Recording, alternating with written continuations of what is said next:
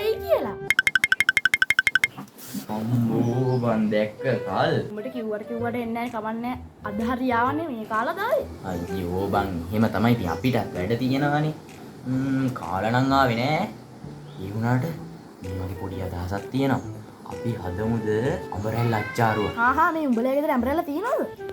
නෑ බං ඊයේ අපේ ගෙදර තියෙන ගස්වල තාම හැදිලා නෑ කියහන්කෝ. ඇයි බං උඹලගේ ගෙදර ගහක් තියෙන්නේ? අපේ ගහෙත් හැදිලා යන්නේ. ඒකට මොකක්ද කරන්නේ? ළඟපාත තියෙන ආච්චික බේකර්ස් කියලා කඩේ යන් දෙයකට අපි. ආච්චිගේ බේකර්?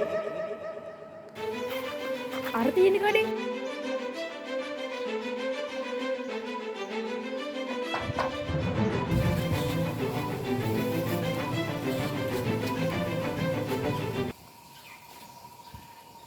ආච්චිගේ බේකර්ස්?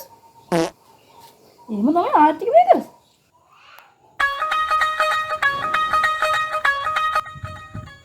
මුඩාද ඕනි?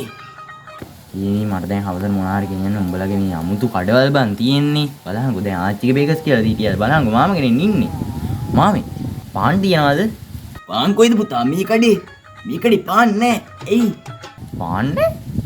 ඉතින් මේ ආච්චිගේ බේකර්ස් කියලා ගහලා තියෙන බේකර්ස් කියන්නේ ඉතින් පාන් හදන තැනන්නේ. නේ පුතා ඒක ලස්සනට ගහලා තියෙන්නේ.